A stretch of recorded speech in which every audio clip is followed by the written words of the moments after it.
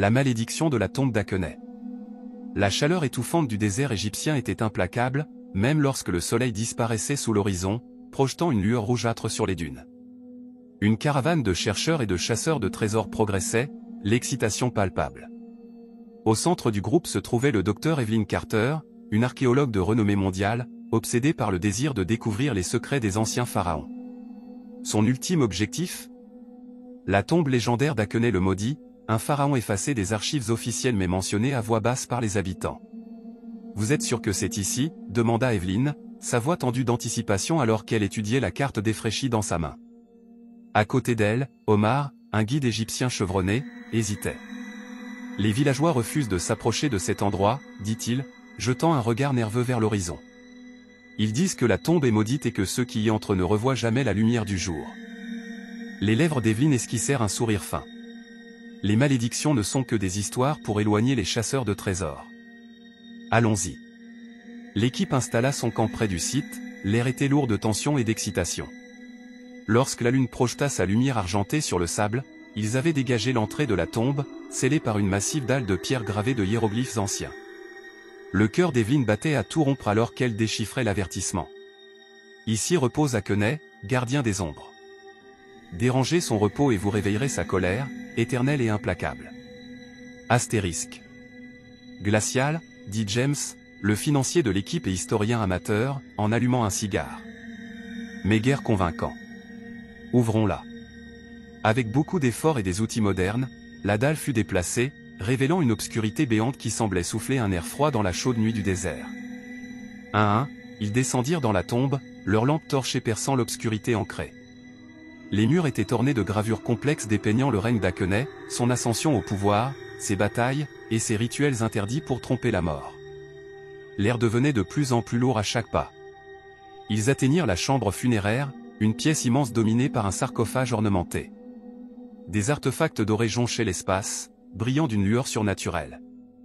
Evelyn s'approcha du sarcophage, ses mains tremblantes alors qu'elle traçait les hiéroglyphes gravés à sa surface. « C'est ça », murmura-t-elle. La découverte du siècle. James, submergé par la cupidité, tendit la main vers une idole dorée perchée sur un piédestal. Omar cria « Non.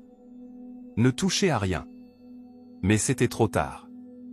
Dès que la main de James se referma sur l'idole, la chambre sembla gémir, l'air vibrant d'un bourdonnement surnaturel. Les torchers vacillèrent, et une voix profonde et gutturale résonna dans la tombe, parlant une langue que personne ne comprenait. Le couvercle du sarcophage commença à bouger tout seul, glissant avec un bruit grinçant qui résonnait dans leurs os. De l'intérieur émergea une silhouette enveloppée de linges anciens, ses yeux vides brillant d'une lumière verte maléfique. La momie d'Akhenaï était réveillée. La chambre explosa dans le chaos. Les torchers s'éteignirent, les plongeant dans une obscurité quasi totale. La lampe de poche d'Evelyn tremblait dans sa main alors qu'elle reculait. La momie se déplaçait à une vitesse surnaturelle, sa main osseuse saisissant James à la gorge. Ses cris furent coupés net lorsqu'il s'effondra au sol, sans vie. « Courez !» hurla Omar, tirant Evelyn vers la sortie. Le groupe s'élança à travers les couloirs tortueux, le bruit des pas d'Akhenaï résonnant derrière eux. Chaque tournant semblait s'étirer sans fin, la disposition de la tombe changeant comme si elle était vivante, les piégeant dans un labyrinthe de pierres. Un par un, le groupe succomba à la colère de la momie. Un cri perçant éclata lorsqu'un des chercheurs fut traîné dans l'obscurité, sa lampe de poche tombant au sol. Un autre fut empalé par une lance surgissant d'un piège caché. Evelyn et Omar étaient les derniers survivants, leur souffle rauque alors qu'ils s'élancèrent dans une petite chambre. Une impasse. « Il doit y avoir une autre sortie », cria Evelyn, cherchant frénétiquement les murs. Mais la seule chose dans la pièce était un autel ancien avec un parchemin usé posé dessus. Les yeux d'Omar s'élargirent. « C'est le parchemin de l'enchaînement, dit-il. Les légendes disent qu'il peut bannir Akhenaï, mais il nécessite un sacrifice. » Le sol trembla alors que la momie approchait, ses yeux lumineux fixés sur eux. Evelyn attrapa le parchemin, ses doigts tremblants alors qu'elle lisait l'incantation à haute voix. Les mots lui brûlaient la gorge, et une douleur cuisante lui traversa la poitrine. Akhenaï s'arrêta, sa forme vacillant alors que le pouvoir du parchemin prenait effet. Mais la dernière ligne immobilisa Evelyn. Pour sceller l'ombre, une âme doit être offerte. Astérisque. Omar s'avança sans hésiter. « Fais-le, dit-il, sa voix ferme. Je vais le retenir. Non, protesta Evelyne, mais Omar la repoussa. Le monde a besoin que tu racontes cette histoire, dit-il. Va-t'en. Alors qu'Aquenay se jetait sur eux, Omar le plaqua, les deux disparaissant dans la lueur verte.